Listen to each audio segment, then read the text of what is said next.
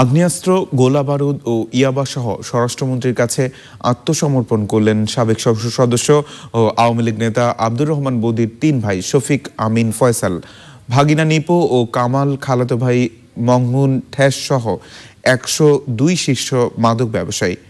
যারা কৌশলে আত্মসমর্পণ এড়িয়ে থাকলেন তাদের জন্য করুণ পরিণতির হুঁশিয়ারি দিয়েছেন মন্ত্রী।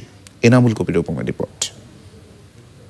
আমি সেই এনাম ২০১৬ সালে ২২ মাস কারাগারে বন্দী থাকা অবস্থায় টেকনাফ সদর ৮ ওয়ার্ডের জনগণের বিপুল ভোটে একজন নির্বাচিত ক্ষুদ্র জনপ্রতিনিধি আমার জীবনটা তছনছ করে দিয়েছে একটি মহল।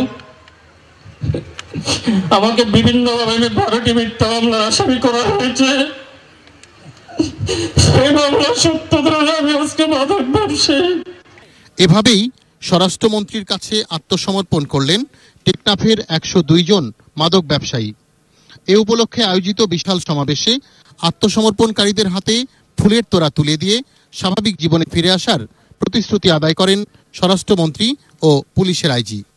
তারা অনেক কথাই বলেন, কিন্তু বলেন সবই করবেন, কিন্তু কিছুই করবেন না। এটাই আমরা দেখছি। কাজে আমাদের কাজ আমাদেরই করতে হবে। আমরা যে কোনো মূল্যে আমরা আমাদের সীমান্ত, আমরা কাউকে আর এই সীমান্ত দিয়ে ঢুকতে দেব না। আমাদের এই সীমান্তে কোনো অবৈধ যেমন ট্রেসপাসার আসতে পারবে না, আর মাদক ব্যবসায়ীদের জন্য আমরা বলে দেব বাংলাদেশে একটা নিষিদ্ধ এলাকা তোমাদের।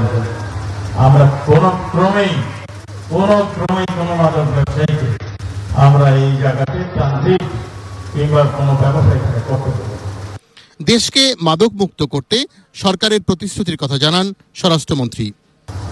আমি দেখেছি ছেলেদের ভিতরে মেধাবে ডিরেক্ট হয়ে গিয়েছে, সে বলছে সে ভুল করে ফেলতে আর করবে না।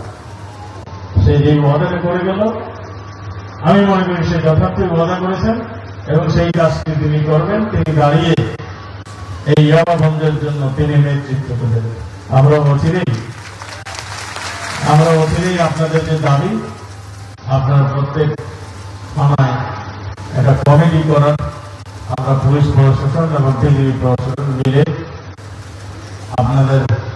আপনাদেরকে নিয়ে এই ধরনের কমিটি করে দিয়ে, যাতে করে এই এলাকার এই ব্যবসার জন্য মুছে যায় সেইটির জন্য আমরা এই প্রচেষ্টাকে বাকি রাখবো।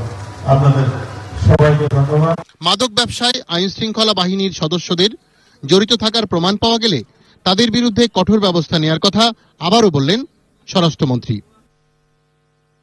টেকনাফ থেকে এনামুল কবির, রূপম, চ্যানেল আই।